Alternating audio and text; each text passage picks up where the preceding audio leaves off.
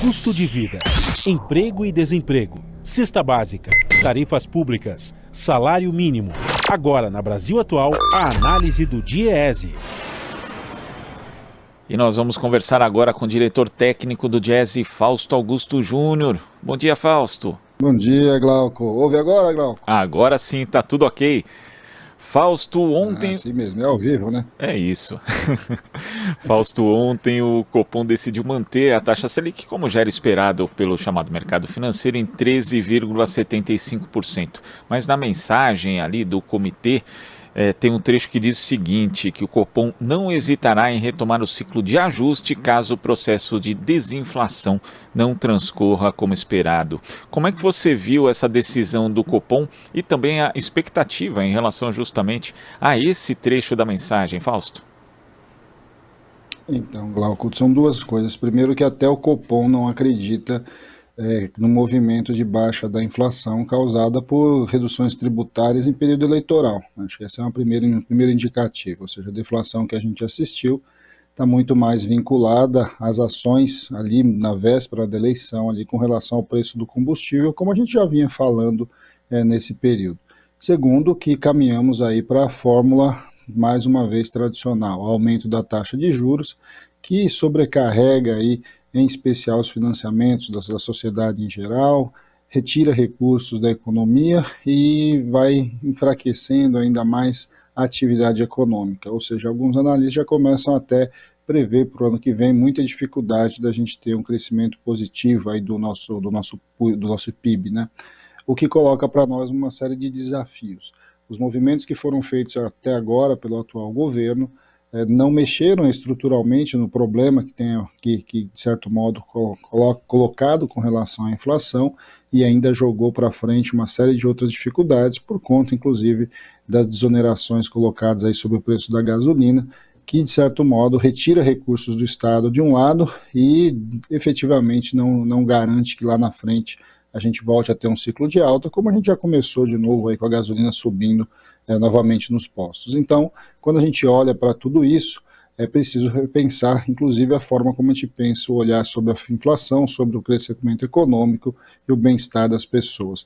Efetivamente, a gente já está assistindo um enfraquecimento da economia, uma vez que dinheiro mais caro é dinheiro fora da economia, é dinheiro dentro do sistema financeiro, e encarecimento dos recursos e aumento do endividamento das famílias, que é um outro dado também bastante relevante. As famílias estão altamente endividadas no Brasil, com custo de dinheiro muito caro, e agora ainda com o tal do consignado sobre o Bolsa Família, a gente está assistindo uma nova onda também de ampliação de endividamento, e agora numa camada muito, muito popular, uma camada com muita dificuldade, inclusive para garantir a sua alimentação. E Fausto, quando você fala que nem o Copom acredita, na verdade, nesse cenário de baixa inflação, também em relação ao crescimento da economia, a mensagem diz que o comitê vê ela com um ritmo mais moderado, que vai, inclusive, de encontro àquilo que a campanha de Jair Bolsonaro diz, ao que o ministro Paulo Guedes reiteradamente disse, né, praticamente virou um bordão dele, um bordão fake, na verdade, de que a economia está bombando. Desde 2019 ele fala isso, mas ninguém vê na prática os efeitos disso. E, infelizmente, também a economia não deve apresentar esse sinal de retomada que Paulo Guedes tanto anuncia, Fausto. Bem, na verdade é o contrário, né? A elevação da taxa de juros tende a esfriar o pouco aquecimento que a gente teve aí na saída da pandemia.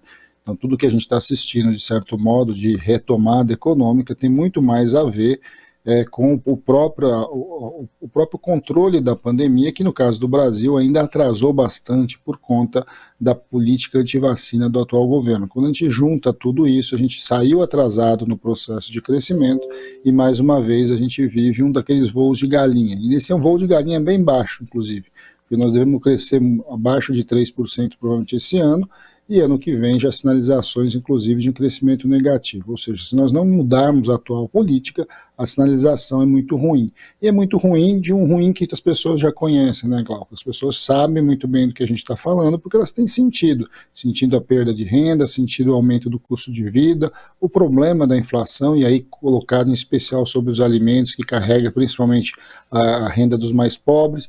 Quando a gente vai juntando tudo isso, que a gente vai percebendo como esta política, de certo modo, ela não deu seus resultados, como o ministro falava, e por outro lado, ela está contaminando, inclusive, o cenário futuro.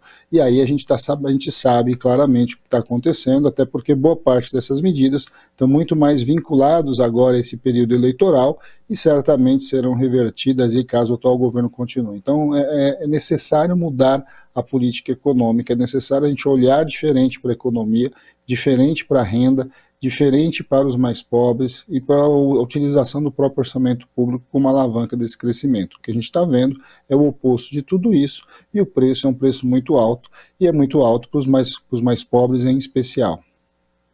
A gente sabe, como você ressalta mesmo, Fausto, que esses juros elevados acabam encarecendo o crédito e dando essa travada na economia. No eventual governo Lula, ele vai ter que conviver ali com uma presidência, uma diretoria do Banco Central que não foi ele que escolheu, e nesse aspecto vai ser fundamental, na verdade, a utilização dos bancos públicos para fomentar esse crédito, que é algo que foi feito, por exemplo, ali na crise de 2008 e 2009, o que ajudou, na verdade, o Brasil a ultrapassar aquele momento difícil? É fundamental a utilização dos bancos públicos, das compras públicas em geral, do investimento do Estado, na retomada do investimento do Estado. Agora, em relação ao Copom, é fundamental que o Conselho Monetário Nacional, de fato, exerça o que está na legislação, né? Ou seja, a legislação, inclusive, que criou a tal da independência do Banco Central, definiu que não só a inflação é um indicador a ser monitorado. O Banco Central tem que levar em consideração a atividade econômica e os níveis de emprego e renda da população. Então, quando a gente olha para o que já foi definido, inclusive em legislação, até porque o atual governo insiste normalmente em desconsiderar uma boa parte da nossa Constituição, ele faz nisso também. Ou seja, olhar para frente também significa um reolhar para a própria política monetária, que precisa calibrar a taxa de juros, mas calibrar a taxa de juros também em relação não só à inflação, mas também nesse tripé aí, que tem a ver com inflação, tem a ver com dívida pública e tem a ver com atividade econômica e nível de emprego. Então, acho que esse é um grande desafio, né, de um novo governo, do eventual governo Lula, que é você rearticular a política econômica com uma política de desenvolvimento econômico e social. Fausto, queria agradecer a sua participação hoje aqui no nosso Jornal Brasil Atual. Muito obrigado, até a próxima. Até a próxima, Glauco. Bom dia a todos novamente. Bom dia. Conversamos aqui com o diretor técnico do Diese, Fausto Augusto Júnior.